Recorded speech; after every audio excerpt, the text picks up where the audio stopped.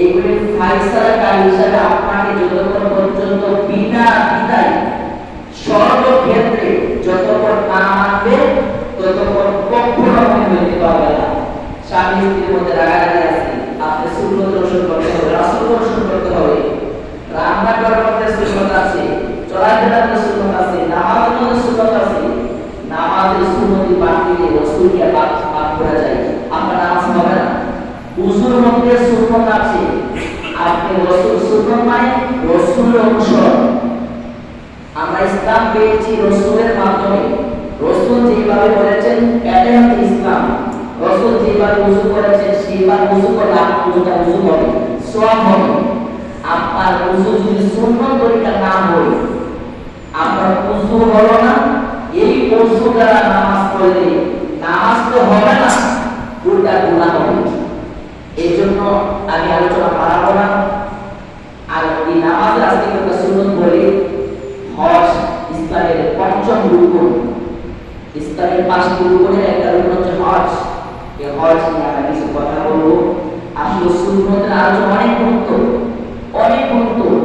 যারা যেখান থেকে শুনছেন সকলকে বলবো, আপনার নামাজটা যদি পরিপূর্ণভাবে করতে চান, যে আমার নামাজটা আল্লাহ কবুল করো, আমি আল্লাহ সন্তুষ্টির জন্য নামাজ পড়তেছি, তাহলে আপনি আগে নামাজটা সুন্নতের অনুসরণ করেন। প্রত্যেকটা কাজ যদি আপনি আল্লাহ সন্তুষ্টির জন্য করে থাকেন, তাহলে আপনার কাজটা সুন্নত অনুযায়ী হতে হবে।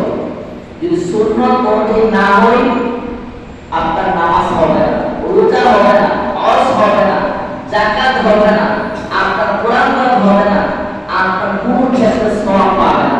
সুন্নত বরকত পায়, বেদাতি কাজ করে, বেদাতি যেমন গুনাহ হবে, সুন্নত কাজ করে সওয়াব হবে। আল্লাহ পাক আমাদের সকলকে সুন্নতের উপর আমল করার তৌফিক দান করে। আমরা সবাই আমিন।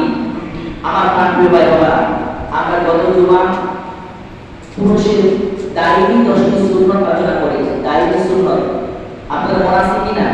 মানে দাড়ি সুন্নত হচ্ছে ঘুম এবং গোসল ব্যতীত 24 ঘন্টা যে সুন্নতগুলি আমল করতে হয়, এইগুলিকে বলা হয় দাড়ি সুন্নত। পুরুষের দাড়ি সুন্নত 10টা আর মহিলাদের দাড়ি সুন্নত 7টি।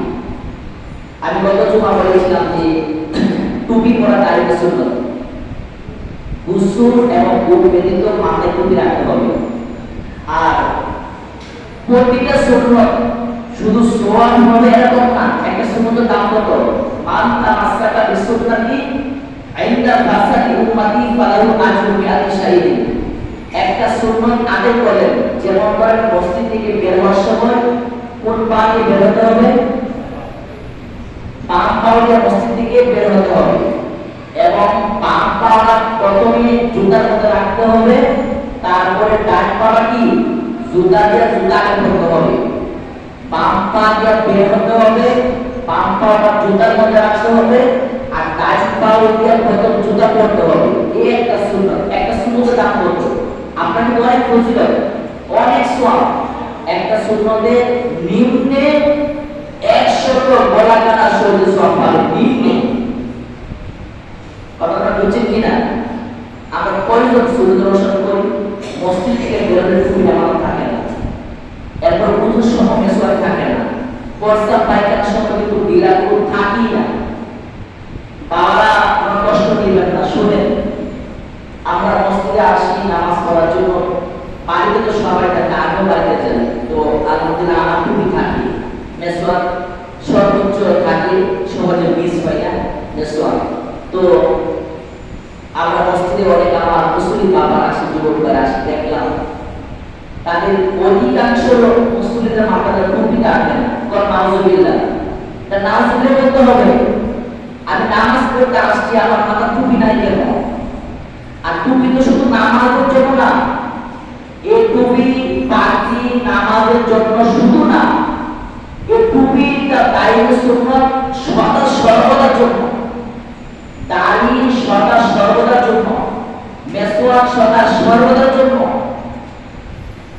ইসলামী পোশাক, এই যে আজকে সবাই পানি পরে আসছে, কতটা ভালো লাগে, কতটা সুন্দর লাগে। আমরা মাঝে মাঝে টাইট পোশাক পরি, টাইট প্যান্ট, টাইট গেঞ্জি, টাইট শার্ট, এই সমস্ত জিনিস পরি। এগুলো সুন্নতের পরে না, একজন উম্মতি মুহাম্মদী কি সে সর্বদা সুন্নতি পোশাক করতে হবে, ইলা দ্বারা লম্বা পোশাক করতে হবে, পাঞ্জাবি করতে হবে, হক কানা পাঞ্জাবি অকুল পাঞ্জাবি, মেসরটা আপনার সঙ্গে সাথে রাখতে হবে।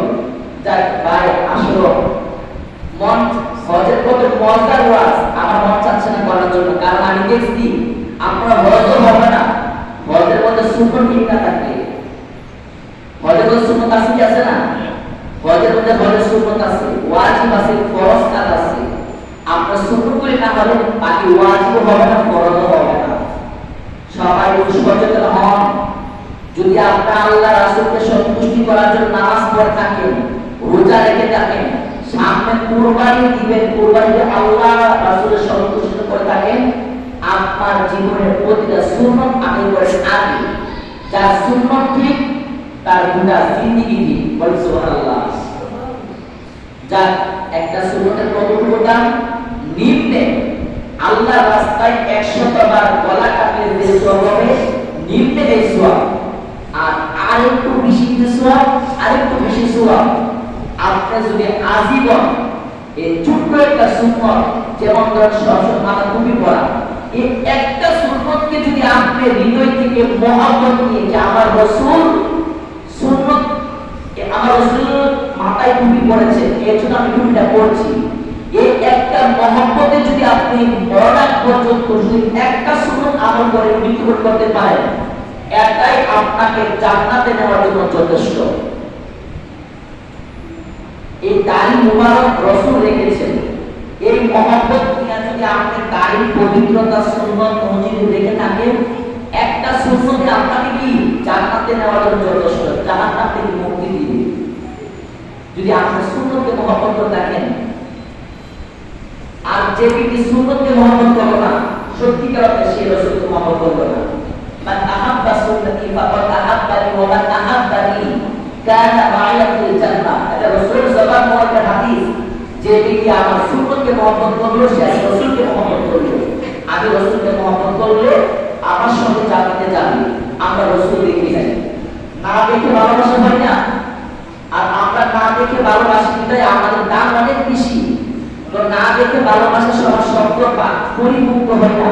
তো রাসূল দেখি নাই, তো রাসূল আমাদেরকে ভালোবাসার একটা মাপকাঠি রেখে গেছে, এটা কি রাসূলের সুন্নাত। আপনি যে রাসূলকে ভালোবাসেন তার প্রমাণ কি? আপনার মুখে দাড়ি মোবারক আছে, মাথায় পাগড়ি আছে, টুপি আছে, আপনি সবসময় মেসওয়াক করেন, আপনার ডিলারগুলো সারা পয়সা পায়খানা করেন না, আপনি সবসময় ইসলামিক পোশাক পরিধান করে থাকেন। তারপর দাড়ি সুন্নাত, আর একটা সুন্নাত চুল দাড়ি, চুল এই নখ চুল, এগুলি চুল নখ প্রতি সপ্তাহে একদিন কাটা, তারপরে প্রতি সপ্তাহে কমপক্ষে একবার নখ কাটা, তারপরে দন্তস্থানের লোক 140 দিনের মাথায় কমপক্ষে একবার কাটতে হবে। তারপরে এগুলো হচ্ছে 10টা সুন্নাত এগুলি। তারপরে মোষ ছোট রাখা, দাড়ি লম্বা রাখা, মোষ ছোট রাখা, দাড়ি লম্বা রাখা। আপনি যেগুলো একটা সুন্নাত যদি মহব্বত করেন, এটা রাসূলের মহব্বত হয়ে যাবে। আর আপনি উম্মত হিসাবে, আপনার উচিত প্রতিটা কাজে কাজে আপনি রাসূলকে অনুসরণ করা। রাসূল যে আমরা যত চুমা করে উদাহরণ দিচ্ছিলাম, হযরত ওমর ইবনে খাত্তাব ওনার সন্তান আব্দুল্লাহ ইবনে ওমরের একটা উদাহরণ দিচ্ছিলাম, যে রাসূল যেখানে গিয়ে হাসতেন, যখন রাসূল হাসতেন, সাহাবারা সেখানে গিয়ে হাসতেন, যেখানে কাপড় পরিধান করতেন সেখানে সাহাবারা কাপড় পরিধান করতেন, রাসূল যেখানে যা কিছু করতেন সাহাবারা হুবহু অনুসরণ করতেন। কিসের কারণে? রাসূল করেছেন এই জন্য। রাসূল কারাগারে বেড়াতে যাইতেন, যাদের কি যেতেন না, রাসূলের নানাবাড়ি ছিল না, মদিনাতে রাসূল নানাবাড়ি ছিলেন, পিতার বাড়ি মক্কাতে, রাসূল নানাবাড়িতে বেড়াতে যেতেন। আপনার নানাবাড়িতে যাইবেন, তবে কয়দিন বেড়াবেন? বেড়ানো কয়দিন সুন্নাত? 3 দিন বেড়ানো সুন্নাত। বেড়ানো সুন্নাত কয়দিন? 3 দিন। অনেক মানুষ বেড়া কয়দিন? 2 সপ্তাহ, 4 সপ্তাহ, 5 সপ্তাহ বেড়া, এটা সুন্নাতের বড় খেলা। 1 সপ্তাহ পাই, 3 দিন বেড়ানো সুন্নাত। এত বেশি বেড়ানো সুন্নাত না, মাশাআল্লাহ আপনারা বেড়াতে গেলে আগে যায় না, যা এটা আমি ভাগ্যবান। 3 দিন বেড়াতে এত বেশি বেড়াবেন না, রাতে সাইড থাকবেন না, চলে আসবেন। আর যদি আসুন আমরা সর্বোত্তম ইবাদত নামাজ পড়া। এবারের পরে শ্রেষ্ঠ সুন্নত, শ্রেষ্ঠ ইবাদত হচ্ছে নামাজ পড়া। আজকে আমাদের নামাজটা যেন সুন্দর হয়, শুদ্ধ হয়, এই জন্য নামাজের আমরা কয়েকটি সুন্নত জানবো, তারপরে সুযোগ থাকলে আমরা বেশি বেশি কথা বলবো। আল্লাহ পাক আমাদের তৌফিক দান করেন, আমরা সবাই আমিন। নামাজের সুন্নতগুলি সবাই মনোযোগ দিয়ে শুনেন।